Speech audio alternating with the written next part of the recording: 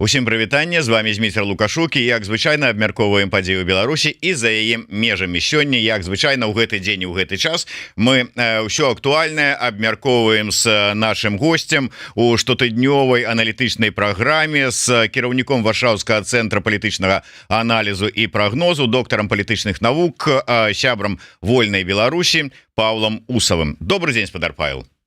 Вітаю.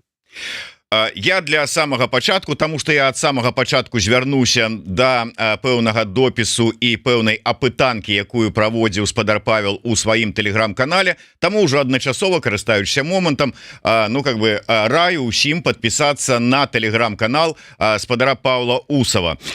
У той час, калі паміж сустрэчамі у нас у эфіры, ён ўсё ж таки не губляе гэты час, нешта піша, нешта посціць у сябе, таму каб сачыць за тым, што ён, якія думкі выказвае, калі ласка, подписывайтеся на телеграм-канал Паўла Усава. Пішецца проста лацінкай Усаў Павел. Знайсці проста, і спасылачка будзе у нас тут у каментарах. Ну і калі ўжо так пайшло, то не адыходзячы далёка ад касы, подписывайтеся і на YouTube канал Еўрарады. Мы ўжо перасягнули колькасць у 130 тысяч, таму давайте не спыняцца, подписывайтеся, ставьте свае падабайкі, націскайте на званочак і расшэрвайце, каб як мага больш людзей побачылі наши размовы. Так вось, спадар Павел правёў у сябе у тэлеграм-канале такую апытанку под загалоўкам. Пытанне такое было: як вы ставіцеся да магчымасці таго, што ЗСУ распачалі б вайсковую аперацыю па вызваленні Беларусі? 4 варыянты адказаў, і як гэта не дзіўна у двухкосці, але пераважную большасць, я гляжу на дадзены момант галасоў, атрымаў першы варыянт, які гучыць так: падтрымліваю, бо да пераменаў у Беларусі прывядзе толькі сілавы варыянт. 72% ад тых, хто ўзяў удзел у гэтым галасаванні, вось прагаласавалі за такі варыянт. Стаўлюся негатыўна 7%, і толькі 4% за варыянт з Лукашэнкам трэба дамаўляцца і захаваць стабільнасць нават коштам дэмакратычных пераменаў. Дарэчы, вось дзіўна, спадар Павел, а вы самі за які варыянт прагаласавалі? Я за першы прагаласаваў. А чаму? Таму што калі слухаць, напрыклад, прапановы, якія агучвае спадар Зянон Станіславович, такое адчуванне, што ён больш схіляецца да варыянта пошуку нейкіх дамоўленасцяў, перамоваў. Вось яго ініцыятыва апошняя нейкім чынам выцягнуць прадстаўніка рэжыма на нейкую перамоўную пляцоўку на захадзе, ў Еўропе, і паспрабаваць дагаварыцца наконт вызвалення палітвязняў. Все ж таки мы павінны сыходзіць з сітуацыі. Тое пытанне, якое я задаў, яно гіпатэтычна, гэта першае. Па-другое, Зянон Станіславович заўсёды выказваўся за тое, што Беларусь можна толькі вызваліць. І менавіта дзеля гэтага ўвесь час падтрымліваў і падтрымлівае полк Каліноўскага як адзіны ресурс, як адзіную структуру, пры дапамозе якой можна ў пэўных акалічнасцях здзейсніць сцэнар, звязаны з зменай улады Лукашенка. Безумоўна, без сілавога ціску, без сілавога удзела, без сілавога інструменту зрынуць рэжым Лукашенка немагчыма. І гэта тое, што мы называем рэчаіснасцю рэальнай сітуацыі. Але пытанне ў тым, ці дойдзе да сілавога варыянта і калі да яго можа дайсці. Гэта ўжо гіпатэтычнае сцэнараванне, і моя апытанка і вялікі аналітычны допіс быў якраз такі звязаны з гіпатэтычным сцэнаром удзелу узброеных сілаў Украіны ў працэсе вызвалення ці фарміравання нейкай буфернай зоны на мяжы з Украінай і Беларусю, і эскалацыі дыпламатычнай і палітычнай, тое, што мы назіраем сёння паміж Кіевам і Менскам. І плюс на фоне аперацыі ў Курскай вобласці. Ці магчыма такая аперацыя ў Беларусі? Канешне, магчыма. Гэта першае. Ці магчыма удзел і апора на узброеныя сілы Украіны і удзел палка Каліноўскага ў працэсе вызвалення Беларусі магчым. Это адзін з магчымых сцэнараў. З іншага боку, мы маем іншую рэальнасць. Пакуль што стабільны рэжым Лукашенко унутрана захоўвае кантроль над палітычнай сітуацыяй у Беларусі, садзяць людзей, працягваюцца рэпрэсіі, нішчыцца беларуская культура, беларуская мова, інфармацыйная нацыянальная прастора цалкам знішчана і гэтак далей. На сённяшні момант паўплываць на гэтую сітуацыю нейкімі сілавымі санкцыйнымі метадамі захад і апазіцыя не ў стане, просто не ў стане, бо ў апазіцыі гэтых інструментаў няма, як няма іх у захада акрамя санкцый. Але санкцыйны ціск ён якраз сведчыць пра тое, што ў кароткатэрміновай перспектыве не тое, што змяніць сітуацыю ў Беларусі немагчыма, але і прывесці да вызвалення палітычных вязняў, спынення рэпрэсій таксама немагчыма. Разам з гэтым Беларусь больш і больш уцягваецца ў эканамічную і палітычную прастору у сувязях з Расіяй. Што рабіць у гэтых умовах? У гэтых умовах адзінай каштоўнасцю, найвышшай каштоўнасцю з'яўляецца чалавечае жыццё, асабліва жыццё тых людзей, якія пацярпелі за свае палітычныя пазіцыі, пацярпелі за тое, што змагаліся з рэжымам Лукашенко не толькі там ад 2020 году, а значна раней.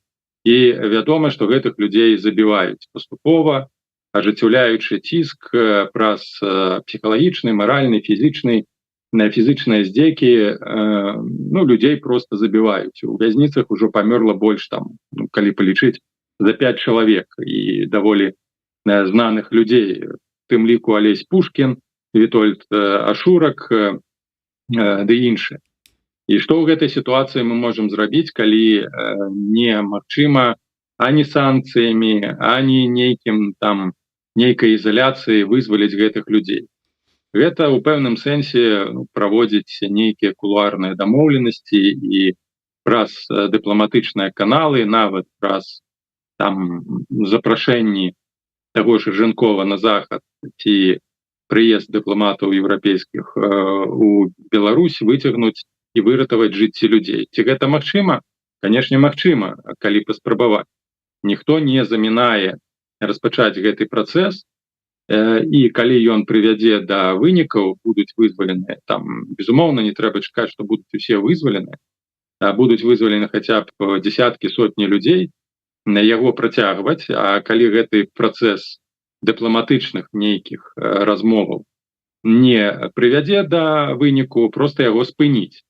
Гэта не так цяжка, як, напрыклад, увесці, адмяніць санкцыі ці гандляваць вось гэтымі санкцыямі. Другі момант, давайте паслухаем выказванні Святога Прастолу у прадстаўніка папы рымскага ў Беларусі пасля яго сыходу, у якіх хвалебных формах, што недазволена, на маю думку, для чалавека, прадстаўляючага, скажем, царкву, якая функцыянуе на падставе маральных каштоўнасцяў, і ратавання чалавечага жыцця, выказваецца ў такі феерычны, пафасны спосаб пра сітуацыю ў Беларусі. Можна было прамаўчаць.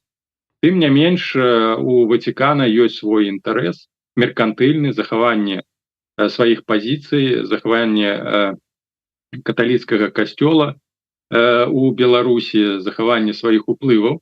І дзеля захавання гэтых уплываў яны, паглядзіце, спакойна паціскаюць руку Лукашенка, п'юць шампанскае, ухваляюць, расхвальваюць лад і строй у Беларусі на фоне жудасных рэпрэсій і забойств. А з іншага боку маем дыпламатаў, якія не абмежаваныя нейкімі маральнымі. Канешне, палітыка павінна базавацца на маральнасці, безумоўна. Але еўрапейская палітыка ніколі не базавалася на маральных, умоўна, каштоўнасцях, абсалютна, бо калі б гэта было так, не было б ні рэжыма Пуціна, ні рэжыма Лукашенка. Сыходзячы з той сітуацыі рэальнай, в якой мы знаходзімся, нейкі дыпламатычны рэверанс, непрызнанне Лукашенка легітымным, бо дыпламаты еўрапейскія едуць у Беларусь, гэта незалежная краіна. І таму я думаю, што ў гэтым аспекце, асабліва калі ставіцца галоўная мэта выратаваць жыцці людзей, нічога ну супярэчлівага ці амаральнага ці непрактычнага няма. І таму на гэтым базуецца пазіцыя ці выказванні Зенона Станіславовича, пра якія вы кажаце, але гэта не супярэчыць ягонай агульнай пазіцыі адносна таго, што змяніць сітуацыю ў Беларусі, сыходзячы з гібриднай акупацыі і з дзеянняў Лукашенка, можна толькі шляхам сілавога ціску.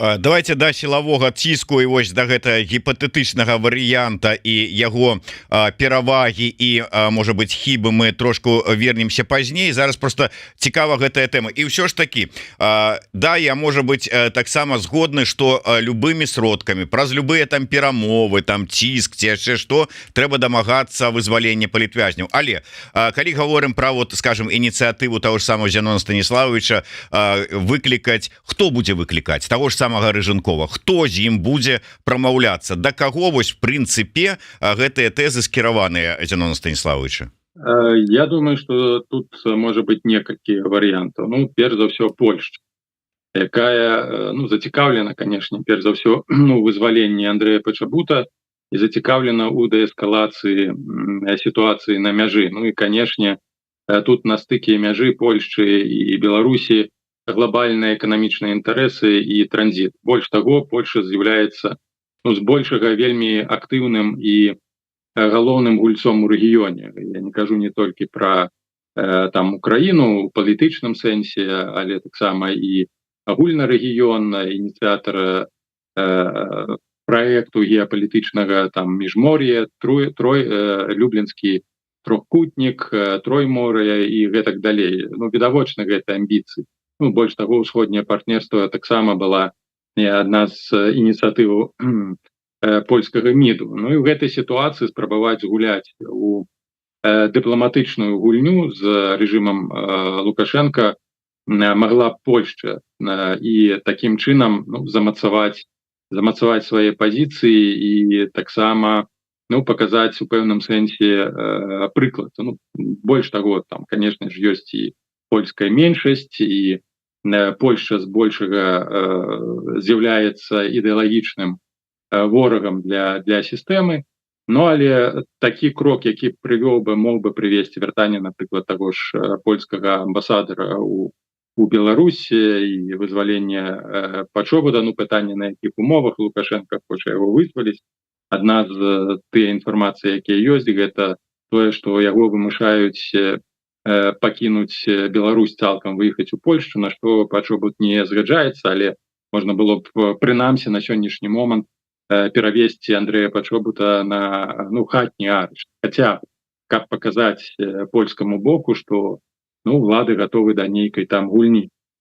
А ў другой краінай, калі ну, Польшча не жадае на фоне вось агульнай, так скажем, еўрапейскай салідарнасці даціскаць рэжым Лукашенка, то такой платформай могла б стаць Швейцарыя, якая ну, даволі паспяхова гандлявалася з Лукашенкам, калі мы кажам пра вызваленне Наталлі Херша. Так. Пэўную гульню такую дынамічную, асабліва калі мы кажам пра працяг яе ў геапалітычнай прасторы, маглі б згуляць Злучаныя Штаты Амерыкі.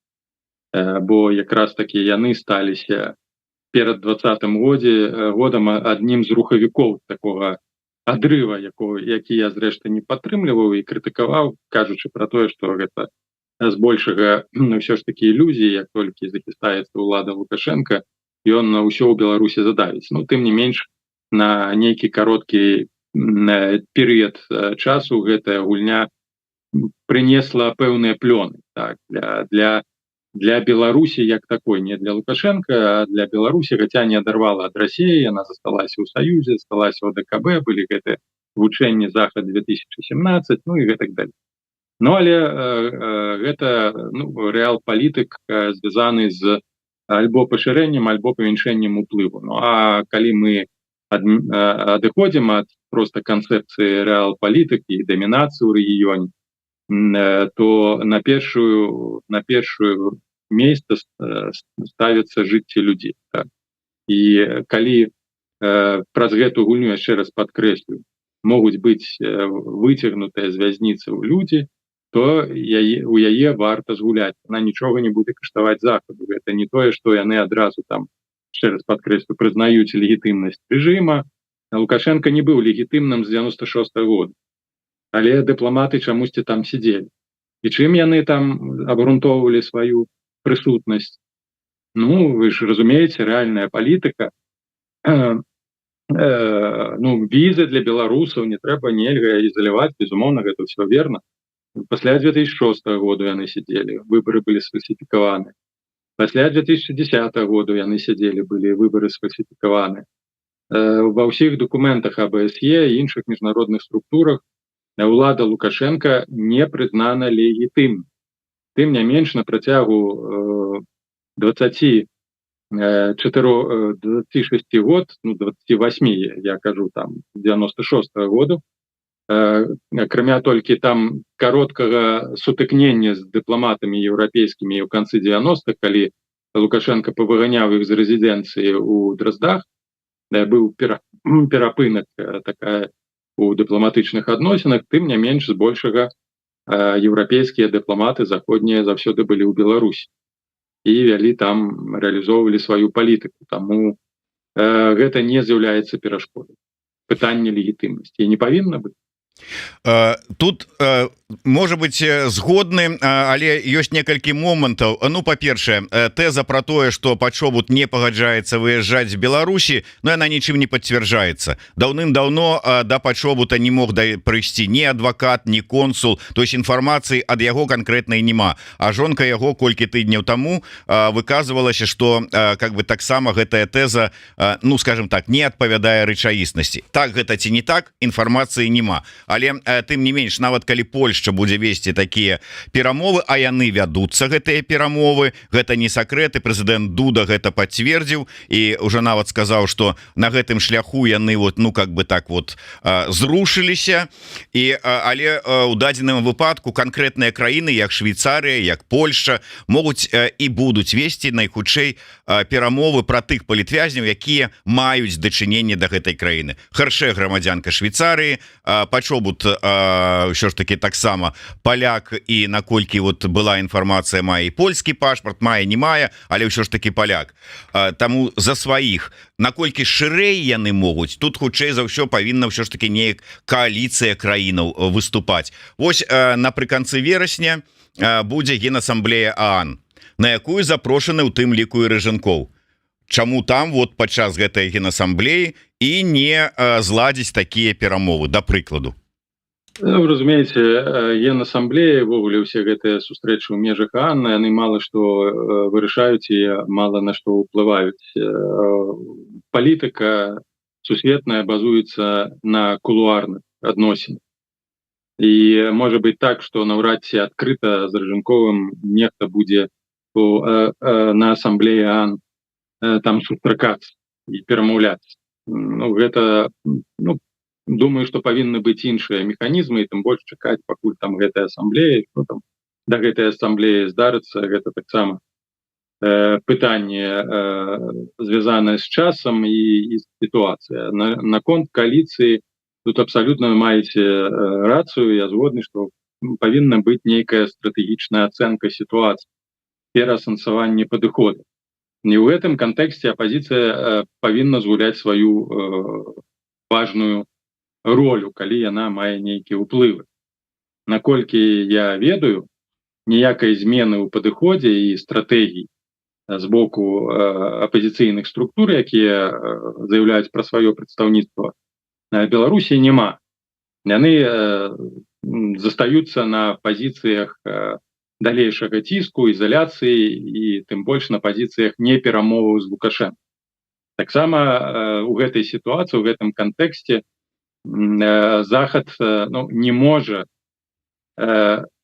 распачаць уласную ініцыятыву, калі людзі, якіх яны прызнаюць за прадстаўнікоў, за умоўнага прэзідэнта-электа, кажуць, што з Лукашенко перамаўляцца нельга і няма пра што. То калі апазіцыі гэта не патрэбна, а зразумела, што таксама трэба мець яснасць, то ў гэтых перамовах апазіцыя ролі ніякай гуляць не будзе. бо асноўнай умовай, якую паставіць Лукашенко ў працэсе гэтых перамоў, ніякая пазіцыя, ніякіх прадстаўнікоў апазіцыйных 2 на 2. Альбо група краін і Беларусі, ну альбо там краіна одна, краіна другая, ніякая пазіцыя. Тым больш, што гэта ўсе перамовы і пра Хечы, і пра Кочубы не вяліся без удзелу і нават без інфармавання апазіцыйных структур. Вось такі стасунак еўрапейцаў і заходнікаў да апазіцыі. Вы там ездзіце, а мы самі свае справы будзем весці. На свае справы. І вы, безумоўна, маеце рацыю, што заступацца за палітычных беларускіх зняволеных, калі збольшага ўся апазіцыя кажа пра працяг ціску, пра санкцыі, пра тое, што нельга перамаўляцца з Лукашенко, то ў такім інфармацыйным пузары, калі заходнія дыпламаты гэта чуюць і палітыкі ўвесь час, тады, калі вы лічыце, што не трэба, то не трэба. Таму яны і будуць дбаць пра свае інтарэсы. Таму абмен, які адбыўся там, у якім удзельнічалі немцы і іншыя краіны, вызваляючы расейскіх апазіцыянераў, калі тысячы беларусаў сядзяць у вязніцах, адбыўся абсалютна без беларускага пытання. Абсалютна. Чаму? Таму што ў апазіцыі няма стратэгіі, няма разумення, што сітуацыя змяняецца. Няма разумення таго, што яны проста лялькі, якіх сур'ёзна не ўспрымаюць. Ну, ведаеце, спадарусаў, я тут магу вам сказаць, і тут нам, дарэчы, нагадваюць таксама, што без польскага пытання гэта таксама перамовы адбыліся. Прынамсі, па словах прэзідэнта Дуды, які сказаў, што неяк хоць і потым пералічылі, што бралі ўдзел там Нямецчына, Польшча, але па словах Дуды ніякага ўдзела Польшча ў гэтых перамовах і дамоўленасцях не брала. Таму менавіта Пачобут і застаўся сядзець. Вось, чытаючы нейкія там польскія выданні, былі артыкулы, былі інфармацыі пра тое, што пытанне Пачобута падымалася. Я не буду там сцвярджаць, але розныя меркаванні ёсць, бо, безумоўна, ПіС, які зараз знаходзіцца ў апазіцыі, крытыкаваў урад Туска, што ён проста актывы вось гэтых затрыманых у Польшчы расійскіх агентаў выкінуў у камінак, не выкарыстаўшы іх для абмена Пачобут. З іншага боку, бок лагера прэм'ер-міністра кажа афіцыйна пра тое, што Польшча ўдзельнічала і пытанне Пачобута падымалася. Чаму гэтае пытанне не было вырашана, чаму яго не выцягнулі, гэта вось пытанне тых інфармацый, якія мы абмяркоўваем. Ён хацеў выехаць, ён не хацеў, хаця якая розніца, як гэтых апазіцыянераў нават расійскіх не пераапранулі, не аддалі рэчы, пасадзілі ў самалёт і проста вывезлі. Тое ж самае маглі зрабіць і з Андрэем Пачобутам, не пытаючыся, ці ён згодны, ці не згодны. Тым не менш, нешта пайшло не так, ці што там было. На жаль, мы можам толькі спекуляваць. Спекуляваць на тых кавалках інфармацыі, якія паяўляюцца і з'яўляюцца элементам уласнай унутранай палітычнай гульні ў Польшчы. Таму базавацца на гэтых выказваннях мы не маем, скажем так, аб'ектыўнай магчымасці для абсалютнай яснай ацэнкі, бо не ведаем усіх кулуарных працэсаў.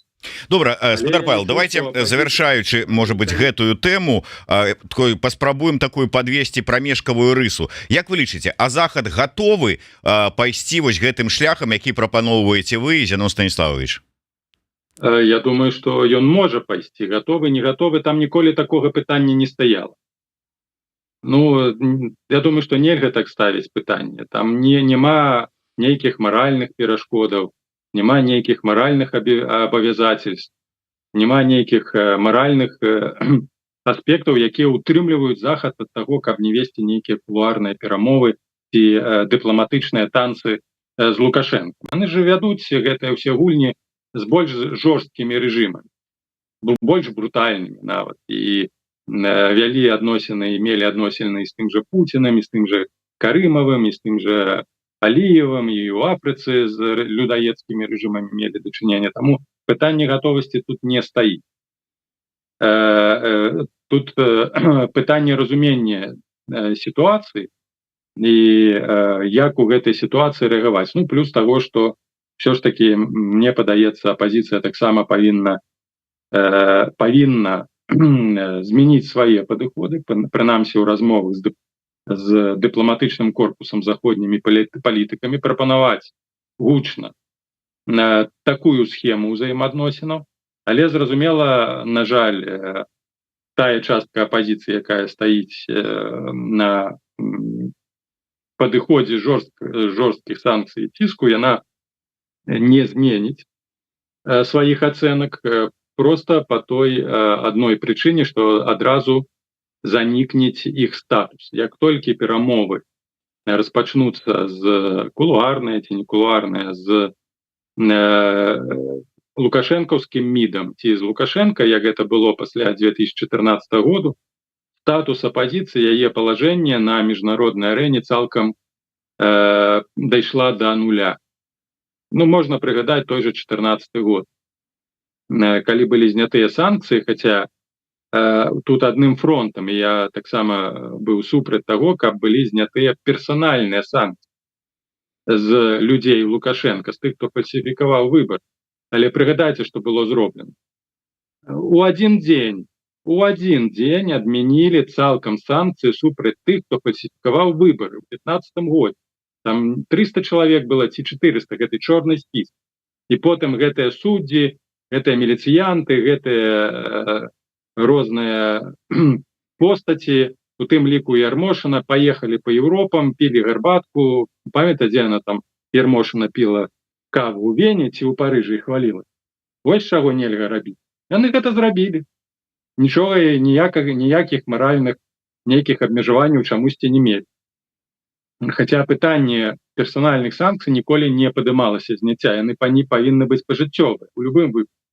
Ну, паглядзіце, як адрэагавала Еўропа, як толькі і Захад, як толькі зразумелі, ну, апазіцыя гэта, ну, нішто.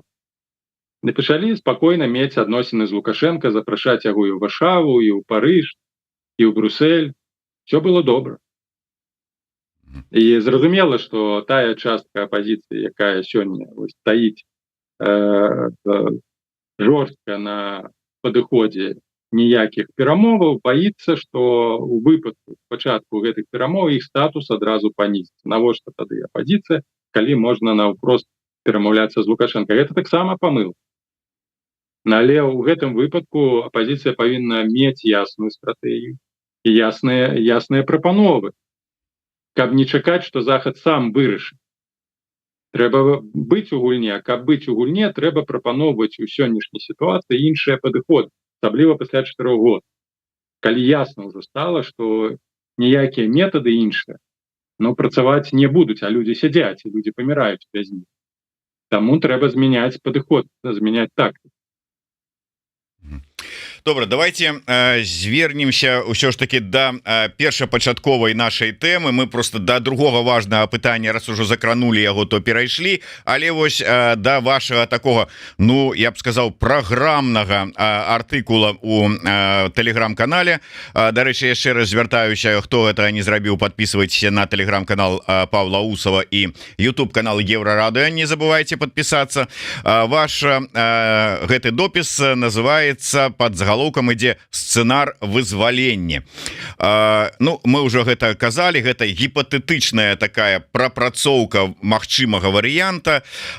Ну і якія ўсё ж таки вам бачацца, калі гэтая аперацыя раптам пачнецца і здарыцца, якія наступствы і якія, ну, скажем так, непрыемнасці могуць чакаць і Беларусі, беларусаў, дэмакратычныя сілы. Увогуле, як вам бачыцца гэтая аперацыя?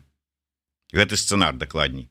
Ну, гэты сцэнар можа развівацца ва ўмовах, напрыклад, калі эскалацыя на мяжы з Украінай будзе павялічвацца, бо мы зараз назіраем таксама ціск Масквы, у тым ліку і на Лукашенко, абвінавачванне яго ў тым, што якраз таки менавіта таму, што ён адвёў войскі ад мяжы з Украінай была магчыма наступленне украінскіх войскаў у Курскай вобласці, таксама ў іншых абласцях Расійскай Федэрацыі.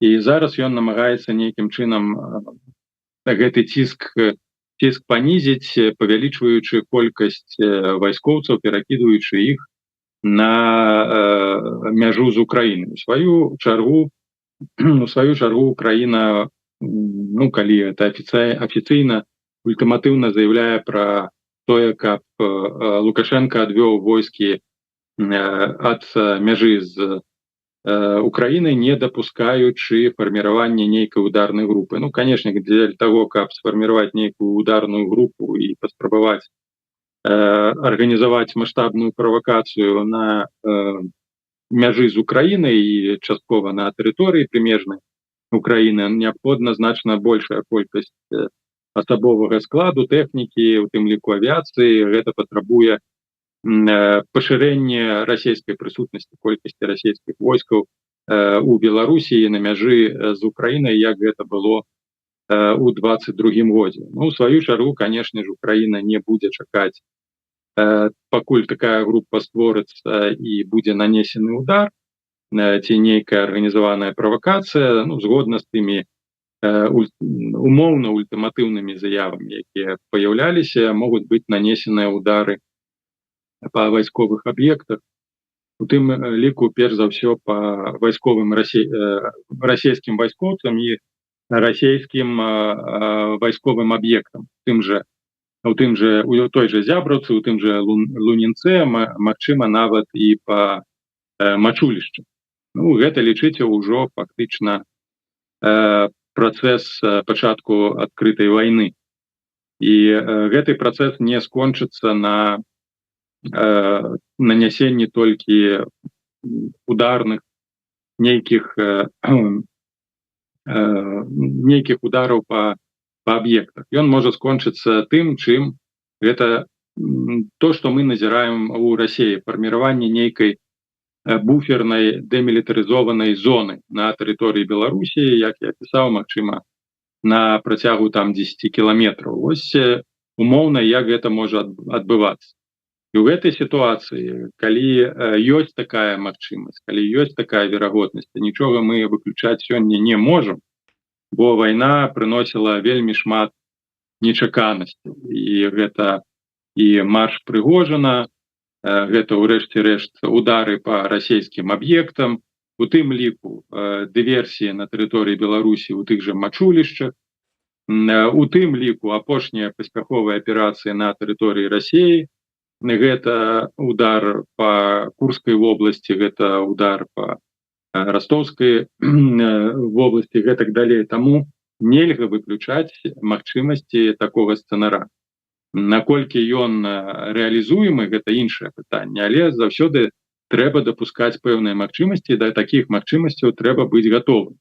На сённяшні дзень в палітычным сэнсе, стратэгічным сэнсе апазіцыя да такога сцэнару не гатова.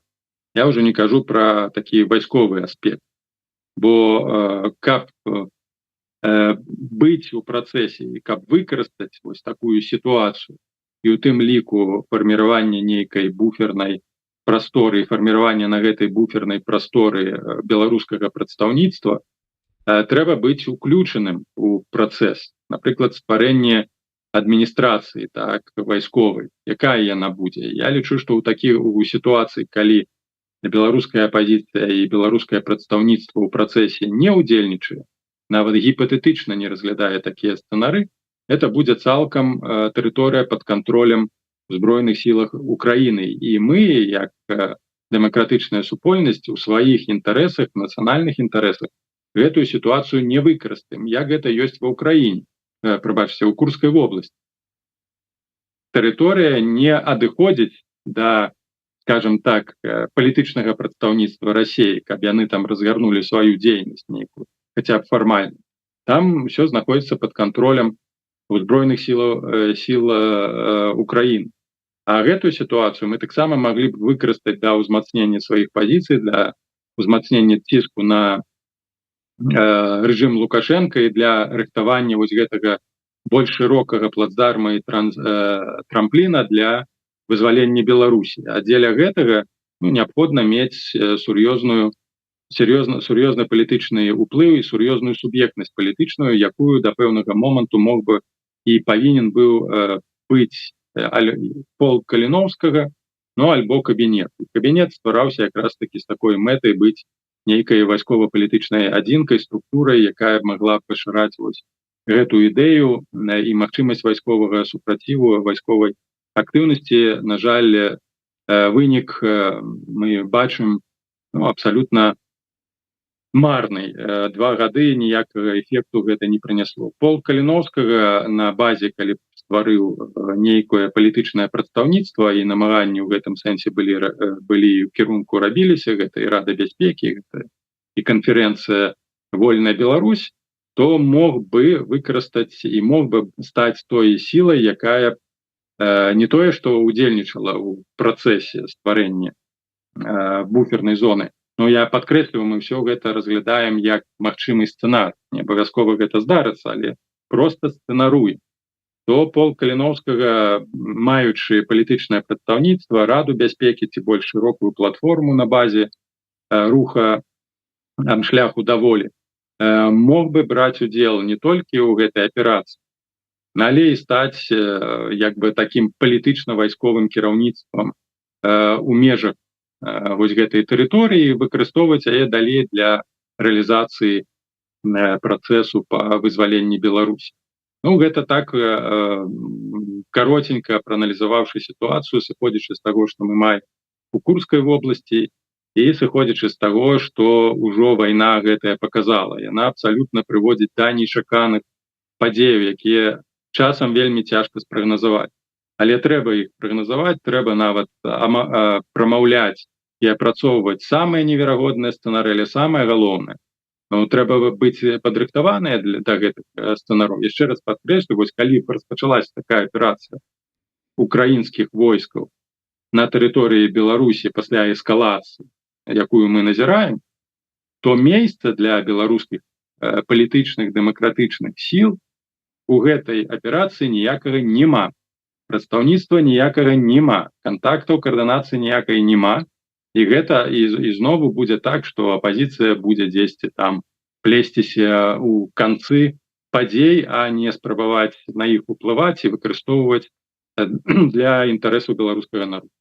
Так як калі возьмем зараз з аднаго боку палітычны аспект, вот вы кажаце, прадстаўніцтва ніякага няма, так былі ж розныя спробы, і ёсць і на дадзены момант прадстаўнік у дэмакратычных сілаў ва ўкраіне, той же самы Геннадзь Манько. Колькі разоў гэта не палітычная, давайте шчыра, гэта не палітычная фігура, ён не мае палітычнай вагі, ён не прадстаўляе, не мае кантактаў з адміністрацыяй, ён знаходзіцца там.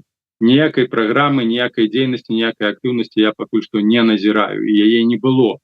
Добра, былі іншыя спробы. Той же самы Валерый Кавалеўскі неаднаразова ездзіў у Кіев. Латушка таксама у Киеве быў. Размовы ішлі про тое там, что так давайте неяк арганізаваць бы прыезд, візіт Ціхановскай, але такое адчуванне, что Киев афіцыйны там на Банкавай неяк дыстанцыянаваліся адмыслова ад дэмакратычных сілаў, ад нейкіх таких відавочных контактаў і дамоўленасцяў. Невядома чаго, ці яны там спадзяваліся, там ці хацелі, там не хацелі Лукашенку злаваць, ці там нейкія дамоўленасці былі, ці што, але вот такое ўражанне, што яны адмыслова дыстанцыянаваліся, а зараз скажем, так няма ніякага прадстаўніцтва. Гэта праблема не Киева, гэта праблема беларускай апозіцыі. Это першае. По-другое, у Киеве ніколі сур'ёзна Ціхановскую як палітычнага лідера ці палітычнага дзеяча не ўспрымалі. Яны разумелі, што гэты візіт для Украіны нічога не дасць, а гэта будзе просто фармальна для Ціхановскай нейкі пафасны ваяж. Больш таго, Украіна запрашала Ціхановскую, прыязджайце, чаму яны павінны, яны не прызнаюць яе прэзідэнтам электам, чаму яны павінны нейкія там ствараць умовы для бяспекі. Хочаш прыехаць, калі гэта ў тваіх інтарэсах, калі гэта ў інтарэсах Беларусі, сядь у цягнік і прыедзь. пэўную бяспеку мы загарантуем. Нават полк Каліноўскага неаднакротна звяртаўся, казаў, што мы забяспечым ахову, калі гэта патрэбна, і безумоўна нейкая ахова з боку афіцыйнага Кіева была. Але тут патрэбна карцінка, пафас. Калі дзе ўсё робіцца для стварэння карцінкі, а не для рэальных інтарэсаў, ну, прабачце, канешне, ніхто з вами справу мець не будзе, асабліва калі там ідзе вайна. І гуляць у гэтыя гульні нейкія урачыстасці няма па што і няма часу, асабліва калі мы кажам пра украінскі бок. Другі момант гэта ўсцяж вось тыя эфекты ад непрадуманых выказванняў, ну, самой Ціхановскай там на пачатку вайны і потым яшчэ на працягу некалькіх месяцаў. Ну, я уже не кажу пра адчынена прарасійскія пазіцыі перад 22-м годам. Все гэта ўкупе стварала, ну, пэўную такое дыстансаванне. З іншага боку вялася актыўная камунікацыя з палком Каліноўскім. Толькі гэтая камунікацыя, на жаль, па пэўных унутраных прычынах не перарасла ў інстытуцыянальную суб'ектную дзейнасць.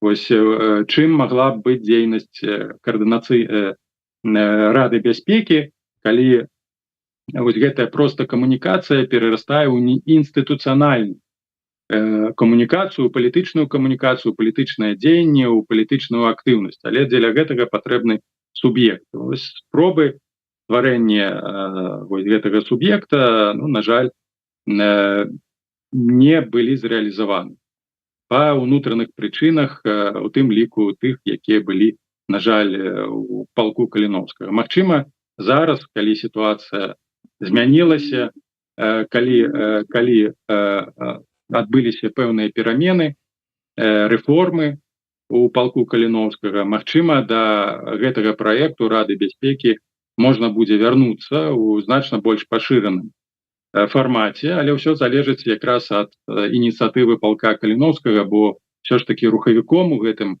сэнсе не можа быць ні вольная Беларусь, ні іншыя структуры, а толькі полк Каліноўскага, бо ён мае дзеля гэтага легітымнасць, якая створана крывёю. Ён мае палітычнае права, но вось не хапае імпульсу унутранага, бо збольшага людзі, наколькі я разумею, у палку Каліноўскага арыентаваныя на змаганне, на вайну, а не на палітыку. А палітыка у гэтым кантэксце гэта заўсёды была. Палітыка гэта тая ж вайна, толькі якая рэалізуецца іншымі метадамі, калі перафразаваць вядомы тэрмін, так, Вольфовіца, які казаў, што, прабачце, які казаў, што вайна гэта палітыка, якая рэалізуецца іншымі метадамі. А тут у гэтым кантэксце трэба разумець, што палітыка гэта тая ж вайна, толькі тая, якая рэалізуецца іншымі метадамі. І яе прайграць мы не можам. А дзеля таго, каб перамагчы ў палітычным змаганні, ну, неабходна мець вось гэты суб'ект, які можна стварыць і павінен быць створаны на базе палка Каліноўскага.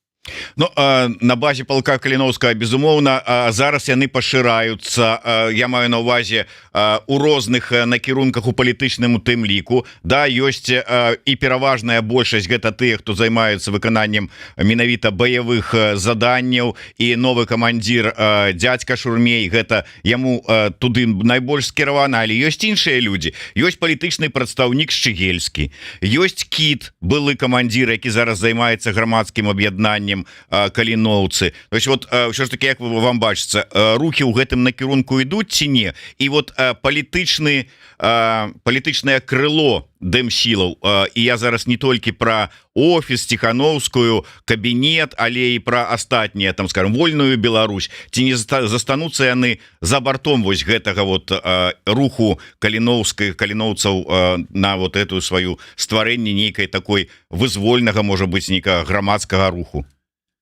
Ну, разумееце, вызвольны грамадскі рух можа быць рэалізаваны, і можа быць не рэалізаваны ў залежнасці ад таго, наколькі хопіць вось гэтых псіхалагічных палітычных рэсурсаў гэта зрабіць. Ну, калі прадстаўнікі палка Каліноўскага зробяць гэта эфектыўна без удзелу вольнай Беларусі, тут нічога страшнага не будзе, мы будзем у любым выпадку падтрымліваць гэты працэс і дапамагаць, калі гэта неабходна.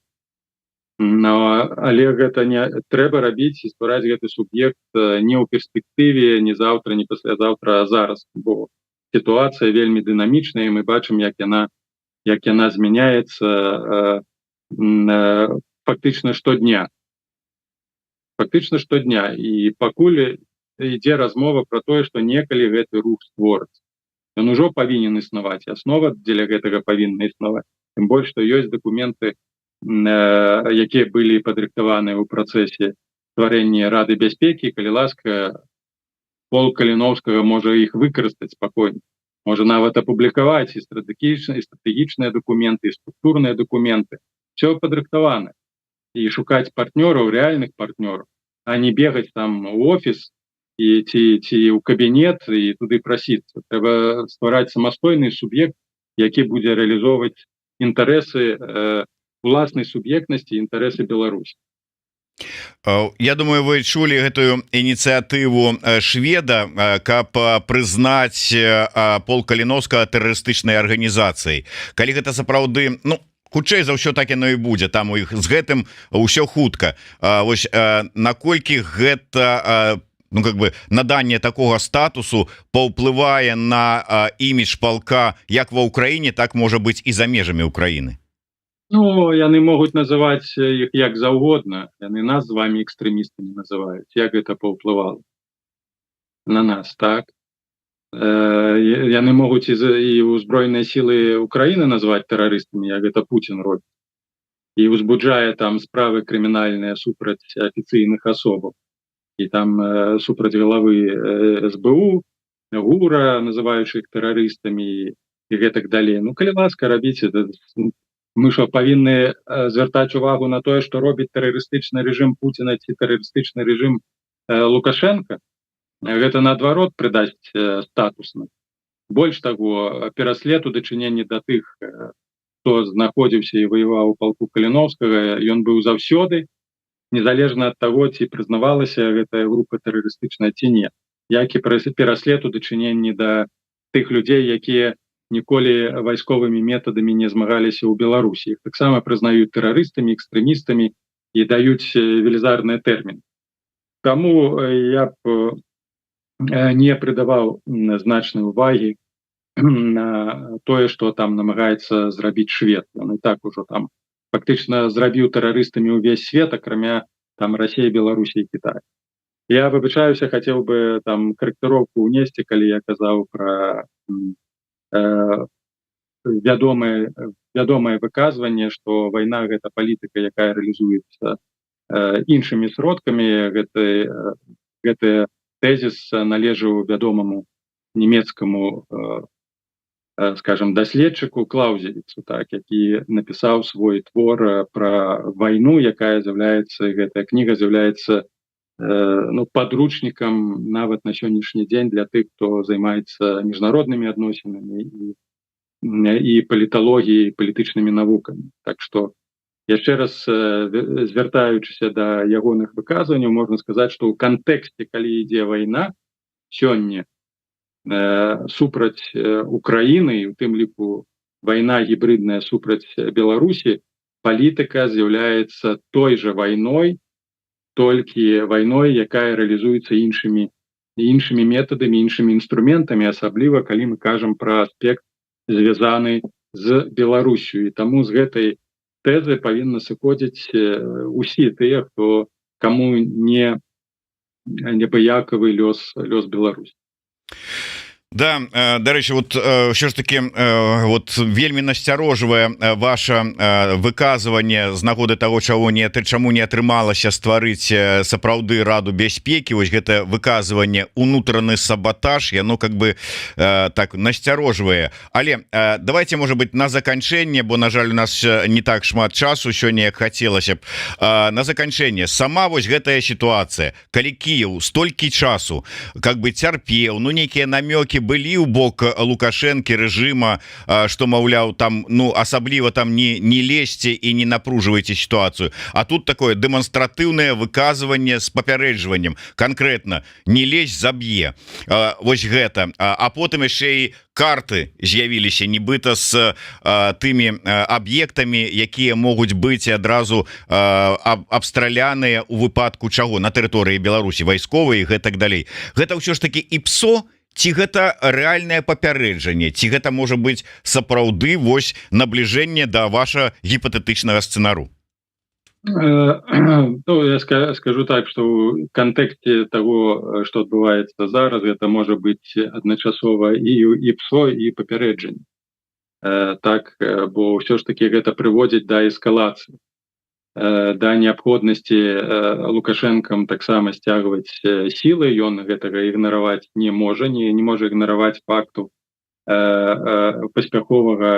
паспяховай аперацыі украінцаў у Расіі, таксама не можа ігнараваць ціску і абвінавачванняў у дачыненні да яго персанальна з боку Пуціна. Калі адкрытых іх няма, то ёсць непасрэдна даволі моцная інфармацыйная хваля з боку прапагандысцкіх каналаў расійскіх, дзе Лукашенка абвінавачваюць у тым, што вось ён адвёў войскі, распачалася гэтая наступленне украінцаў, ён вінаваты, бо і безумоўна знаходжанне вялікай колькасці лукашэнкаўскіх войскаў на мяжы з Украінай адцягвала ўсё ж такі рэсурсы, рэзервы, павінны былі ўтрымліваць там, баючыся нейкіх правакацый на мяжы з Беларусю. І дээскалацыя у кароткім часе высвабадзіла пэўныя рэзервы, магла высвабадзіць пэўныя рэзервы.